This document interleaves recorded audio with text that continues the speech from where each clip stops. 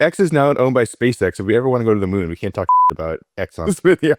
If you're ready to invest in social advertising, the real question isn't whether you're going to run ads. It's where you even start and which platforms actually let you test efficiently. Because social advertising isn't about being everywhere. It's about allocating spend where you can learn efficiently and drive profit. So we asked Xander Augusta, Director of Marketing at Uptick, to break down how to make that first platform choice. You always want to start with Meta and TikTok because they reach the vast majority of people in the world and even the greater majority of people in the Western world. And you can test on them cost effectively. Google is an incredibly powerful tool. Depending on which advertising product you use, you are not able to disambiguate the parts of traffic. So throwing it in there, calling it a social channel is a little disingenuous. That being said, I think YouTube is a pseudo-social channel at least, and it is an incredibly powerful lever for advertising. I think the difficulty of why you don't start with a channel like Google, at least in universal app campaigns, the way that we advertise for mobile games and mobile apps, you're not able to target YouTube traffic specifically. And so in order to test the Google, you need really high budgets. You want to focus on Meta and TikTok at the top end, because once you have a fit, you can expand, but it's expensive. And then on a more niche basis, you want to use channels like Snapchat, X, LinkedIn, Reddit, etc. It's like a tier 3 once you've worked through all that. The channel that you want to use differs depending on where you are in your life cycle of scaling. If you're very early on, like in soft launch, you want to choose a social channel that has broad reach and set it to broad targeting. And you're trying to replicate an average user, like a normal median user. And in that case, you want to start with the tier 1 networks like TikTok and Meta, and you want to do unsophisticated targeting. Again, this is for soft launch. This is when you're trying to understand what an average user will look like in your app. I feel like the part most teams get wrong is the sequence. So where does someone actually start? The decision to run social media ads really depends on the state of your business. Assuming you're at a state where you're trying to grow the business, the core question you should be asking is, what am I trying to accomplish? The place you first have to understand is, where are you in the life cycle of your app?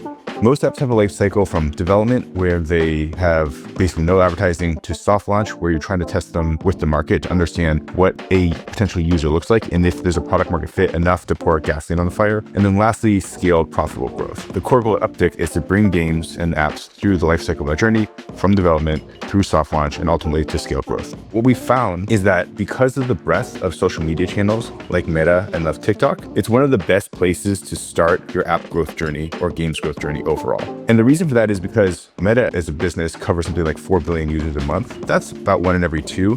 TikTok, another billion or so, and they have some overlap with another 1-to-1 audience. You can get a very good representative sample of any potential user base using those 2 apps as a starting point. And so the place to start, if you're early in your life cycle and you're testing your game or app to understand if it is ready for a broader marketing push, broad target on Meta and TikTok are a great place to start. We call that tier 1 social ads. Assuming that your app matures and you're ready to move past testing phases, moving out of soft launch to a worldwide launch, these are also a really good place to start because they have depth and breadth and also really granular targeting, which you can activate at reasonably low budgets. We can do stuff like target events or ROAS versus just targeting CPIs. Now, most advanced targeting systems have it. These channels are some of the best in class at that. Early on in the life cycle, as you move from testing soft launch to going to scale growth, Meta and TikTok are very good places to start. One of their key formats, which is the short form video, a video on TikTok or a reel on Instagram, they're a very similar format, which means that you have overlap in creative. If you can't get traction on Meta and TikTok, that could be more of a red flag for the product itself, right? If you're not able to find at least some sort of traction on tier 1 social channels like Meta and TikTok, it is likely, although not certainly, a problem with the product. That is to say, because these are such broad channels, which have such depth of potential types of users, if you're not able to find them there, that either means 1, your product isn't ready for broad marketing, or 2, you're not doing a good job with your creative and targeting.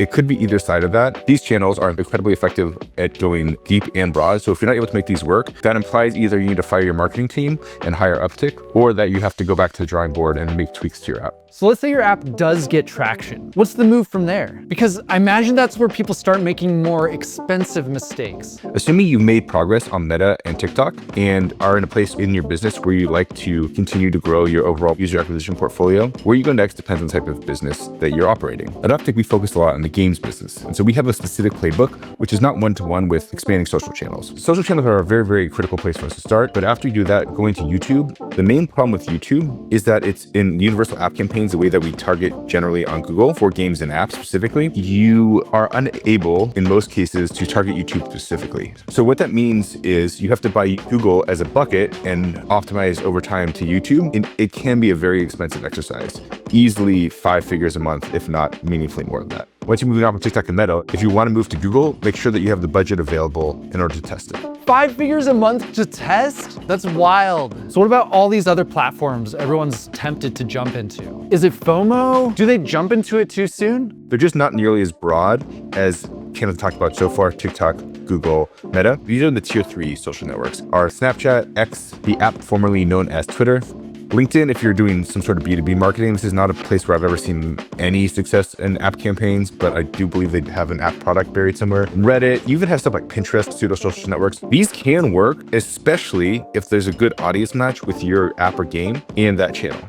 Not saying you shouldn't test these channels, but these are sort of like the thing that you do once you are maximizing the value out of the tier 1, tier 2 channels that come ahead of it. And the reason for this is in almost every case, there's something you can do to optimize the tier 1 and tier 2 channels that is going to be higher ROI than testing a tier 3 channel. Especially if you're interested in testing social media traffic, just know that this isn't a place where it's going to be often the most cost-effective place to put your next dollar. What would you say is the biggest mistake you see teams making once they actually start running ads? There's quite a few different types of mistakes people can make at different types of the life cycle. One thing I see fairly often, especially for more junior teams, is not understanding what a good source of truth for data is. One thing you should never do is trust at face value the marketing channel's own self-reported installs or revenue. That is almost always cannibalizing and not deduplicating with other ad channels. What you need is some sort of the truth if you're working in the mobile games or app space where Uptick does. What that means is a measurement provider, someone like AppsFlyer, Singular, Adjust, or some of the ones you recommend on an ongoing basis. Having the single source of truth isn't generally enough. What you need to do is then sort of ingest that into some sort of intelligence or BI system and make it operational for business objectives. So one example of this is you might pull in channel revenue or ROAS for various campaigns on Facebook, on Google, on TikTok, and you might see your ROAS up to day 3. You might not know whether or not that is going to be a channel which is optimally profitable to the point where you want to continue to investing or even scale up investing. And so if you have an intelligence layer, something like the Uptick platform, that gives you the capacity to understand the profitability of that channel against goals you should be hitting, and even with a couple button clicks, projecting out the future revenue of that channel. This gives you really deep insight when you decide to scale with a lot of confidence. And so whether or not you use something like Uptick platform or build this internally, you want to have an insight layer that's built on top of a source of truth, again, an MMP, that you're using to make the decisions and measure between channels, and not just going directly to the channel as a source of truth. That's a common mistake, especially for junior teams. So data is a huge part of this. But even if teams get measurement right, what has to be locked in before the launch? Number 1, you want to make sure that you have enough creative volume and you've done enough creative production and have that in your library in order to satisfy the needs of the channels you're launching on. So if you're doing $1 million in ad spend, a couple of creatives in the first month, a couple of creatives will not be enough. You're going to need enough variety of creative to 1, test a bunch of different concepts, and 2, be formatted for all the different channels you plan to launch on. Number 2, what is your source of truth? Ensure if you're doing a mobile app or game, make sure you have an MMP in place. And then on top of that, you want the business insights and data telemetry layer, something like Uptick platform, that allows you to understand the performance of a game or app in order to know what scenario you're in terms of the launch. Number 3, you want to ensure that you have a team that is actually capable of doing the launch. These are the people who are pulling the levers. And then 4, it's really important to have a scenario plan for every scenario. So what does that mean? If everything goes to exactly as planned, you want to spend $1 million, you spend $1 million, you're hitting all your goals, it looks good. Great, that's easy. But you should also have a checkpoint, know what to do if you're underperforming your goal. So let's say you spend $300,000 in the first week, you're underperforming your ROAS targets, have the contingency plan and the foresight and the tooling in place to say, hey,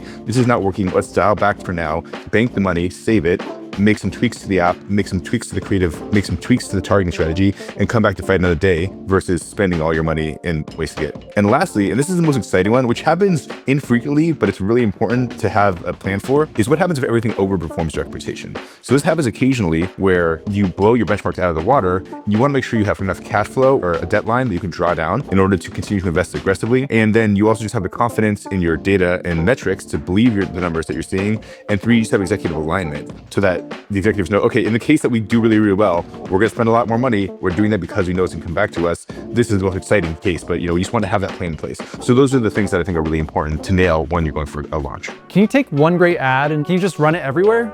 In terms of creative across different social platforms, it depends. Each channel has a different mix of targeting, placements, and types of creative that both they accept and that work well on their platform. So short answer, in many cases, you can use the same or similar creative, but that doesn't necessarily mean that's what's going to convert. One of the nice things about the tier 1 channels, Meta plus TikTok, is that some of the most effective formats are the short form video format, which look very similar across both of the platforms. So that's a place where really compelling short form video, what we're seeing especially is UGC, really authentic looking human based content does really well. That said, the thing you mostly want to do is find a creative that is native to the format. So what that means is like a Reddit ad needs to look really different than a TikTok ad, which means to look really different than a YouTube ad.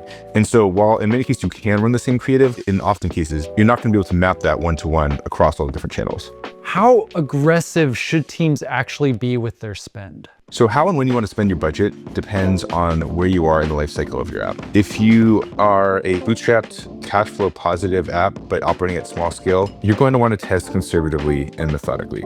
In the case where you're like a venture-backed company, the expectation is usually something fairly different, right? They're looking for very short timelines. You usually have cash in the bank, and you're looking for a very rapid ascent and to operate on a short timeline to basically maximize the velocity and the likelihood you're going to go from a small company to a very large company. And so that's where you can plot where your business is on this matrix. Whether you're small and bootstrapped, you want to be conservative. If you have a good product and you think there's some urgency around either competitor launching or a runway or expectations of investors, you can try and go more aggressive. But what you really want to do is map and understand where your business is in its life cycle and build your testing strategy around that. Thanks for joining us. If you want to learn more about how to grow your game or app, subscribe to our channel or visit us at uptick.com.